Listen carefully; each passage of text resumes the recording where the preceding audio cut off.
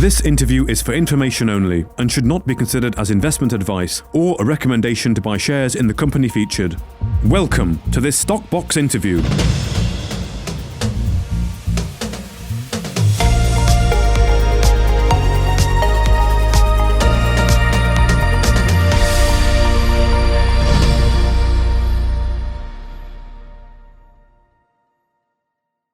Well, joining us today is Ben Turney, the CEO of Kavango Resources, following an announcement regarding preliminary KCB Heliborne Geophysics interpretation. Well, thank you very much for joining us today. Ben, how are you? How was your Easter weekend? I was excellent, thanks, Mark. I got to spend it with my kids. Had a really good time. How was yours? Oh, good. Yes, also nice. Thank you, Ben, also. So it's good to be coming back and seeing companies getting ready to go straight back to work here. So let's talk a little bit about this announcement here. You've identified a gravity high, which you've named Kara, which is underlying the Kara anticline, which you said indicates potential basin margins that are considered prospective sites for copper, silver, mineralization. So how have you come to that conclusion? And this is purely from the Heliborne Geophysics. What's that been indicating to you? So the way that our team has analysed this data, Mark, is to look at other known regional structures. One of the advantages of exploring in the Kalahari Copper Belt is that this is pretty well trodden ground, in that there have been a number of major discoveries and subsequent discoveries of satellite deposits. So there are a lot of comparative data sets that are available that help geophysicists interpret data that they gather over their ground. Now, when we were exploring in the KSZ, this was one of our biggest challenges, in that those comparative data sets just didn't exist, because that was a pure greenfields exploration play, which was really quite conceptual in nature. In the KCB, much more is known about the region's geology. So that gives our team a bit of a leg up when it comes to analysing the data that we've gathered. Now, the actual exploration methods that are used, the technologies and the techniques, again, these have all been refined by others over the years. So these airborne surveys that we've flown, and the gravity, the magnetic data, the AEM data that we've gathered, these are all recognised as being the right combination of techniques to use when analysing this ground. So really what we've done is we've just followed best practice in the KCB. And of course, that's been led by Dave Catterall, who's got such a wonderful track record of success in this region, having dedicated 20 years of his life to it. And these other known deposits that you talk about, then, is that the Dakar formation there? Or this is more the T3 discovery, okay, and A4 that Mod Resources discovered, that are now part of Sandfire, and further to the northeast, Zone 5, the Banana Zone, all the deposits. These are economic copper deposits, very large-scale economic copper deposits, and that's what we're looking for. The Dakar formation is a slightly different point, because one of the things about the style of mineralization in this region is that the copper silver deposits typically occur at the contact point between two formations: the Dakar formation, which sits on top, and the Nguako Pan, which sits underneath that.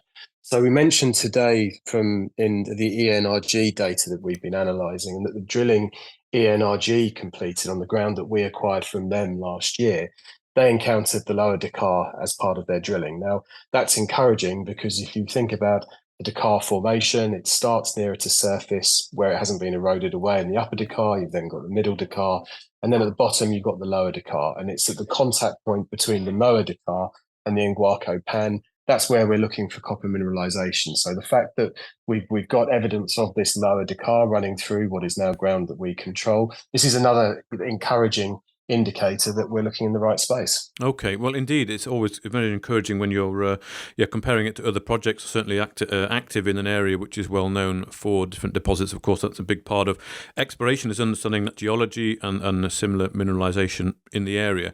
So you've got this initial Heliborne Geophysics and separation done. What comes next then? So, I mean, you mentioned Dave Catterall there, and of course his vast experience in this area. And you, I think, said in the RNS that you express your confidence in the exploration's potential, I think, to deliver significant copper-silver deposits, and you're in the process of defining final target areas to go ahead and test with ground geophysics And then a little drilling later in this quarter. So fairly soon to get on with the drilling there, because the quarter has just started. So I mean, what are you going to be doing? What are the initial steps? You're going to get on the ground and do ground geophysics to really refine the targets, and then what would perhaps the potential? I appreciate it might not be drawn up yet, but what could a drilling program look like? So the surveys that we've run so far have enabled us to confirm what we believe is evidence that we're in the right area. So we've got the right evidence of the right structural formations that are host to these styles of deposits.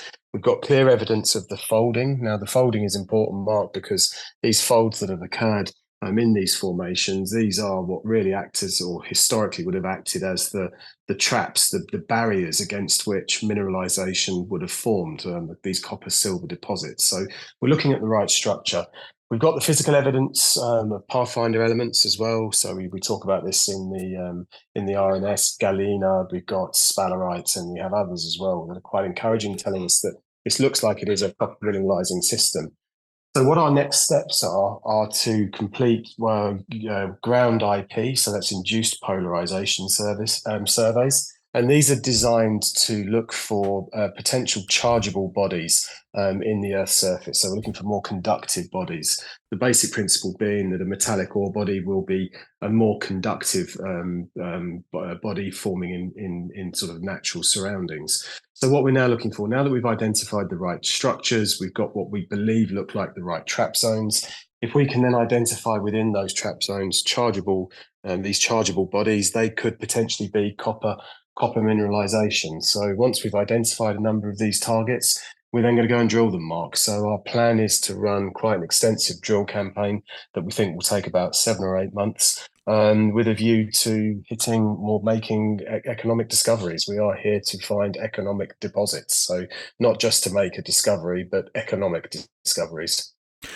Well, indeed, that's good to hear, Ben. And you will be running this program. That's a long program then. So this will be running in parallel with the other activities with the company over in Zimbabwe.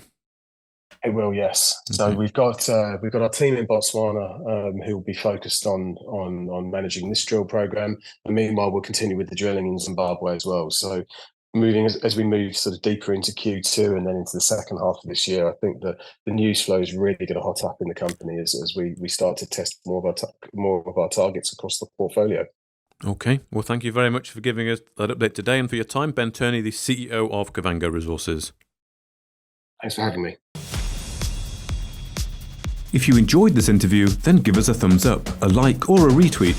Subscribe to us on YouTube or follow us on Twitter and hit that notification bell to be the first to know when we release new content. There's loads of great content on our website too, across all our programs at stopboxmedia.com. Thank you for watching.